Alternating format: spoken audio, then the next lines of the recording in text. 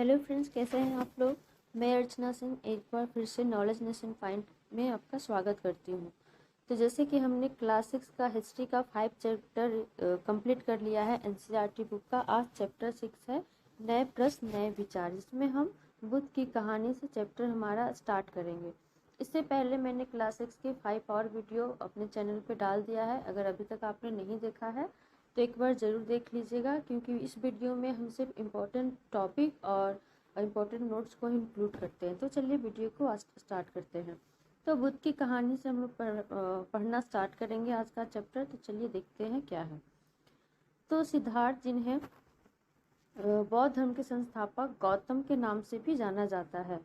तो जो बौद्ध धर्म के संस्थापक है गौतम बुद्ध, उनका बचपन का नाम क्या था? सिद्धार्थ था। ये क्वेश्चन पूछता है। उनका जन्म हुआ था 2500 वर्ष पहले, लगभग उनकी जन्म हुआ था। वो शाक्यगण नामक एक छोटे गण से संबंधित थे। ये भी क्वेश्चन पूछता है गौतम बुद्ध किस गण से संबंधित थे? तो शाक्यगण, और वह एक क्षत्रिय थे। तो यहाँ से इस पैराग्राफ से आपका 3-4 क्वेश्चन बनता है। सबसे पहले तो कि बौद्ध धर्म के संस्थापक कौन थे? तो गौतम बुद्ध। सेकंड क्वेश्चन आपका बनता है कि गौतम बुद्ध का बचपन का नाम क्या था? सिद्धार्थ। वो किस गण से संबंधित थे? तो शाक्यगण से संबंधित थे। तो इस तरह की 3-4 क्वेश्चन इस पैरा से आपका बनता है, जो हम देखते हैं। चलिए बढ़ते हैं आगे। बात करते हैं क्या कि गौतम बुद्ध को ज्ञान की प्राप्ति कैसे हुई, कैसे सिद्धार्थ से उनका नाम गौतम बुद्ध पढ़ा उसके बारे में जानते हैं। तो अगर बुद्ध को ज्ञान की प्राप्ति की बात करें तो जब वो युवा थे तो उन्होंने ज्ञान की खोज में अपने घर की सुख सुविधाओं को छोड़ दिया था। जी हाँ, बिल्कुल सही है। जब गौतम बुद्ध, सिद्धार्थ जब उनका नाम था, जब वो युवा काल में थे, तभी उन्होंने ज्ञान के खोज में अपने घर को छोड़कर वो जंगलों की ओर चले गए थे। वह कई वर्षों तक भटकते रहे और बिहार के बोध गया, जो बोध गया बिहार में है, एक पीपल पेड़ के नीचे कई दिनों तक ध्यान किया और तब जाके उन्हें ज्ञान प्राप्त हुआ। तो ये भी क्वेश्चन पूछता है कि गौतम बुद्ध को ज्ञान की प्राप्ति कहाँ हुई? तो बोध गया, जो कि आज बिहार में है, और पीपल पेड़ के नीचे, जो बाद में बोधि वृक्ष के नाम से जाना गया, जहाँ उन्हें ज्ञान की प्राप्ति हुई। उनके बाद उन्हें बुद्ध या ज्ञानी के रूप में जाना जाने लगा। आगे बात करते हैं बुद्ध के द्वारा दी गई शिक्षा। जब उन्हें ज्ञान की प्राप्ति हुई उसके बाद उन्होंने शिक्षा देना स्टार्ट किया, तो पहली बार शिक्षा कहाँ दी? तो जैसे उन्हें ज्ञान की प्राप्ति हुई तो उसके बाद वे वाराणसी के निकट सारनाथ, जी हाँ सारनाथ गए, जहाँ उन्होंने पहली बार शिक्षा दी। ये भी इम्पोर्टेंट क्वेश्चन है कि गौतम बुद्ध ने पहला उपदेश, पहली शिक्षा कहाँ दी? तो सारनाथ में दी, जो कि वाराणसी के निकट है। उन्होंने अपना शेष जीवन पैदल यात्रा करते हुए एक स्थान से दूसरे स्थान जाकर लोगों को शिक्षा देते हुए व्यक्त किया। जब उन्हें ज्ञान की प्राप्ति उसके बाद अपना शेष जीवन पैदल यात्रा करते हुए दूसरे स्थान पर जाते थे और लोगों को वो शिक्षा देते थे, जब तक कुशीनारा में उनका निधन नहीं हो गया। मतलब निधन उनका कुशीनारा में हुआ था, तो जब तक कुशीनारा में उनका निधन नहीं हुआ, मृत्यु नहीं हुआ, तब तक वो पैदल यात्रा कर एक स्थान से दूसरे स्थान तक जाते थे और लोगों को अपने ज्ञान की शिक्षा देते थे। ये क्वेश्चन ये भी है कि गौतम बुद्ध की मृत्यु कहाँ हुई, निधन कहाँ हुआ? तो कुशीनारा में। आइए बढ़ते हैं, नेक्स्ट देखते हैं। बुद्ध ने सिखाया कि जीवन सुख और दुख से भरा है, जो कि इसलिए होता है क्योंकि हमारे पास लालसा और इच्छाएं हैं। गौतम बुद्ध के अनुसार हमारे पास लालसा और इच्छा, हमारी इच्छाएं कभी खत्म नहीं होती, इसीलिए हमारा जीवन क्या है? दुख से और सुख से, दोनों से, दुख और दुख से भरा हुआ है। मतलब सिर्फ दुख ही है हमारे जीवन में, क्योंकि हमारी इच्छा कभी खत्म नहीं होती। सही बात है, अगर आज हमारी जॉब लगी हो तो हमें मिल रही है सैलरी, तो हम चाहते हैं हमारी सैलरी और ज़्यादा मिले।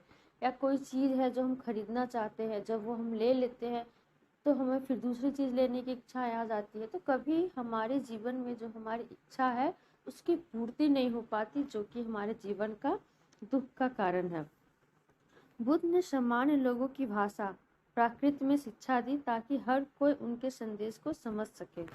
तो बुद्ध ने अपनी सबसे ज़्यादा शिक्षा प्राकृत भाषा में दी, जो कि सामान्य लोगों की आम बोलचाल भाषा थी, ताकि लोग उनके संदेश को समझ सके। जब लोग उनके संदेशों को समझेंगे तभी उस पर अमल कर पाएंगे।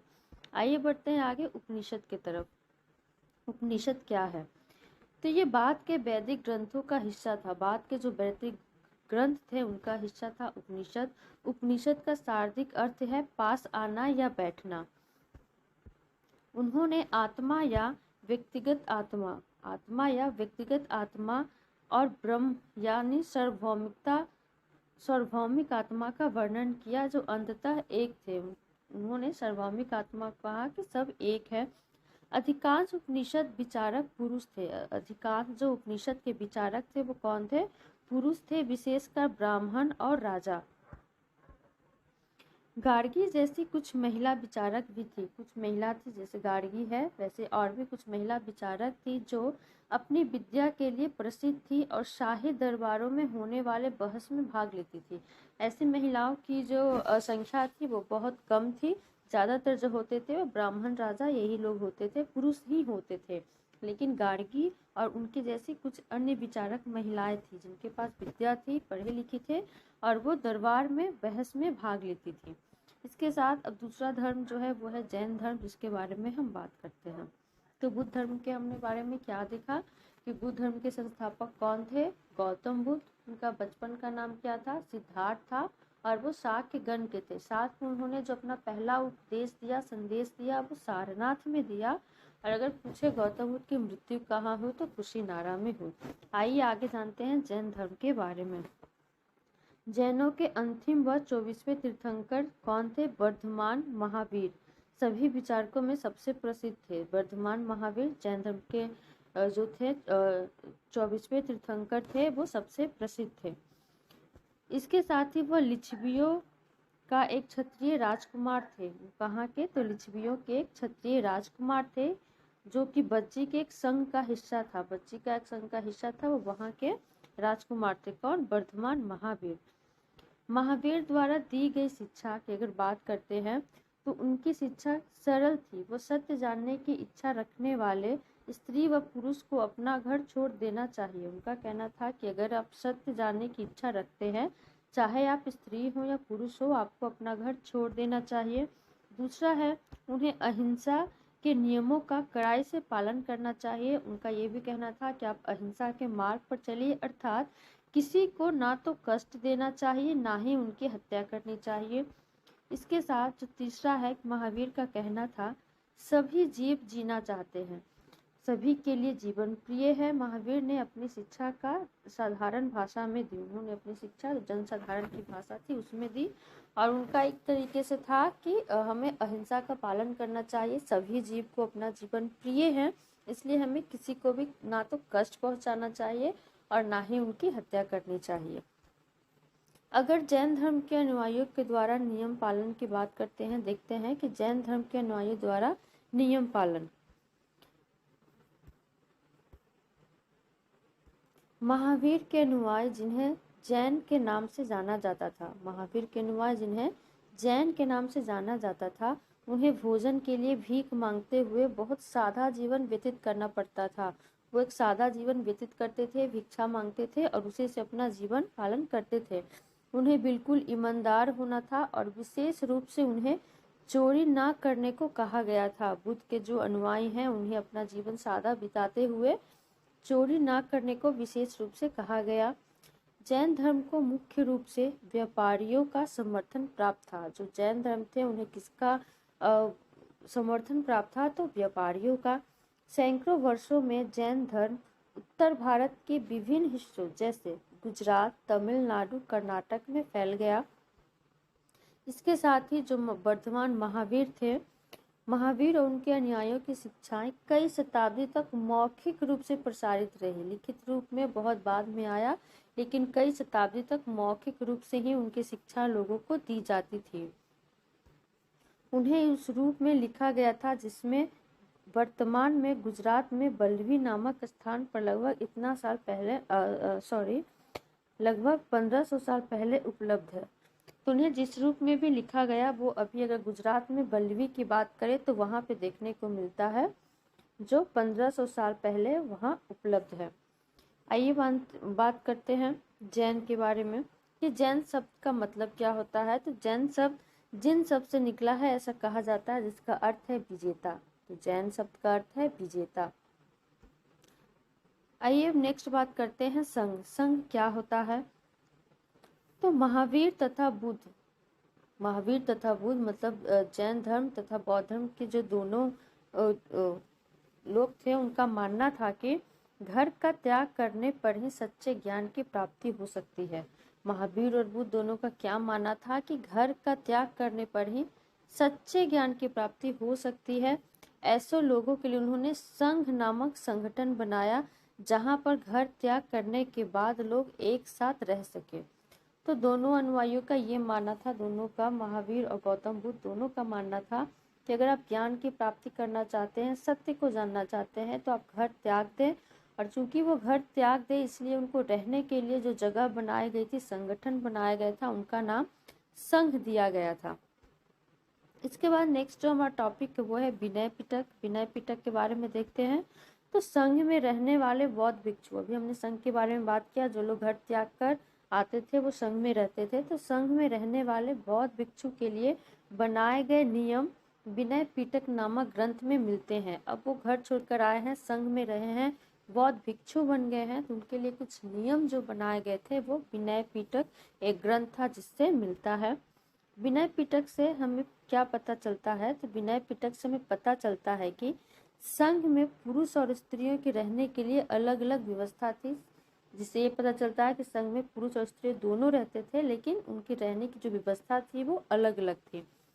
इसके साथ सभी व्यक्ति संघ में प्रवेश ले सकते थे, सभी व्यक्ति संघ में प्रवेश ले सकते थे। हालांकि संघ में प्रवेश के लिए बच्चों को उनके माता पिता से आज्ञा लेना पड़ता था, दासों को उनके स्वामी से आज्ञा लेना पड़ता था, राजा के यहाँ काम करने वाले को राजा से, कर्जदार को अपने देनदारियों से अनुमति लेनी पड़ती थी। मतलब अगर आप संघ में प्रवेश ले रहे हैं तो आपको आज्ञा लेनी पड़ेगी। अगर आप बच्चे हैं तो अपने माता पिता से आज्ञा लेंगे, दास हैं तो आपके जो स्वामी हैं उनसे आज्ञा लेना होगा, कर्जदार है तो जिसने आपको कर्ज दिया है उससे अनुमति लेनी होगी।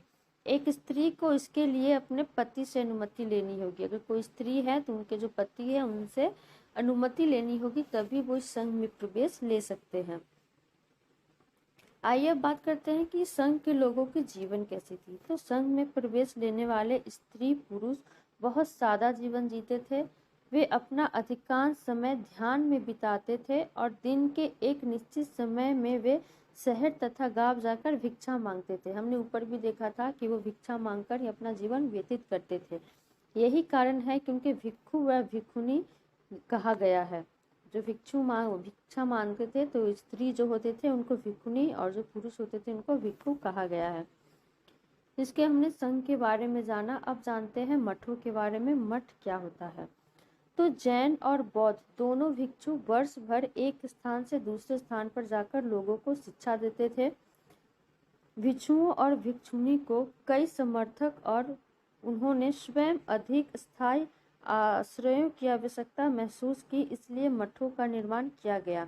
अब क्योंकि ये भिक्षु और भिक्षुनी थी, वो दूसरे दूसरे जगह पे जाकर लोगों को शिक्षा देते थे और खुद की उनको स्वयं रहने के लिए भी आश्रय की जरूरत होती थी, इसलिए मठ बनाया गया, जिनको बाद में विहार कहा जाता था। इन मठों को विहार भी कहा जाता है, जहाँ जैन धर्म और बौद्ध धर्म के भिक्षु या भिक्षुनी जाकर शिक्षा देते थे, तो इन जगह को मठ कहा गया। जिस जमीन पर विहार बनाया गया था वह एक अमीर व्यापारी या जमींदार या राजा द्वारा दान में दी गई थी। मतलब भी जिन भी जगह पे मठ बनाया जाता था तो वो किसी न किसी के द्वारा दान में दी गई जगह होती थी। इसके साथ ही जो स्थानीय लोग होते थे वो भिक्षुओं और भिक्षुनियों के लिए भोजन, वस्त्र और दवाइयाँ लेकर जाते थे। जो भिक्षु और भिक्षुनी मठों में जाकर लोगों को उपदेश देते थे, ज्ञान देते थे, शिक्षा देते थे, तो वहाँ के जो स्थानीय लोग थे उनका ये काम था कि वो उन्हें भोजन, वस्त्र और समय समय पे दवाइयाँ भी पहुँचाते रहे। तो इस तरह आज के इस वीडियो में हमने बौद्ध धर्म और जैन धर्म के बारे में देखा। हमने देखा कि कैसे बौद्ध धर्म और जैन धर्म जो है इसके संस्थापक, बौद्ध धर्म की बात करें तो गौतम बुद्ध थे, जिनके बचपन का नाम क्या था? सिद्धार्थ था।